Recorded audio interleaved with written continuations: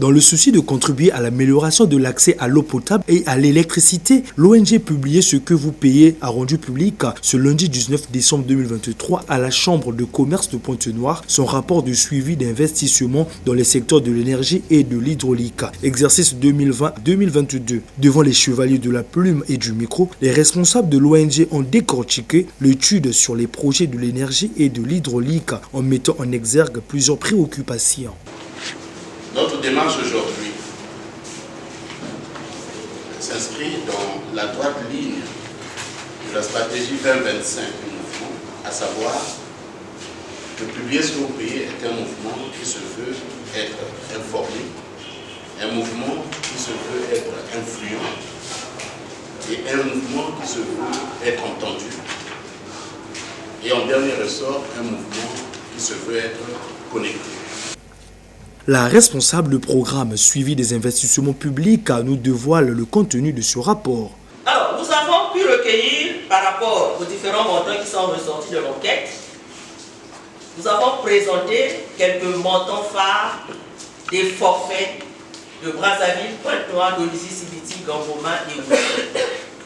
Et nous voyons qu'à Brazzaville, les montants de forfaits sont là. Ça va de 12 700 à 24 000. À Pointe-Noire, les forfaits varient de 15 000 à 86 000 francs. Nous avons pensé, c'est comme l'a dit M. Mouzéo tout à l'heure, qu'il y a une inéquité dans la facturation. Et la question qu'on se pose dans le rapport, peut-être qu'il y a une justification, il serait peut-être souhaitable qu'on nous dise pourquoi est-ce que les forfaits de Pointe-Noire sont plus élevés que ceux de Brazzaville. Ce sont les deux villes les plus importantes de notre pays. Le droit à l'eau doit permettre à chacun d'avoir accès sans discrimination, physiquement,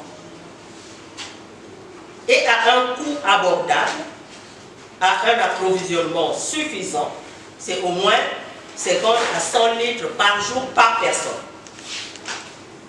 Alors, le coût il est abordable et l'eau doit être salubre et de qualité acceptable. Donc, dénuée d'odeur, de couleur, de goût étrange.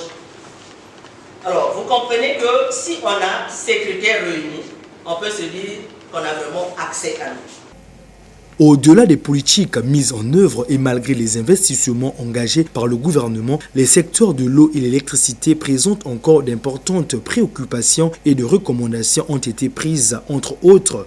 La deuxième recommandation que j'aimerais commenter, c'est sur l'harmonisation de la tarification de l'électricité, qui devrait se faire en s'appuyant uniquement sur la consommation.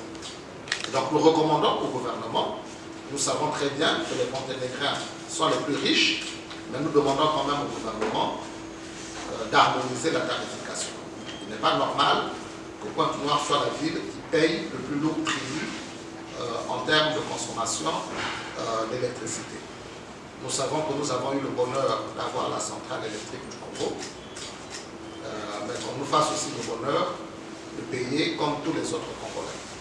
Il a été demandé aussi aux médias de divulguer les résultats de la mise en œuvre des dépenses d'investissement dans les secteurs de l'énergie et de l'hydraulique et puis interpeller aussi les décideurs sur les dysfonctionnements évoqués.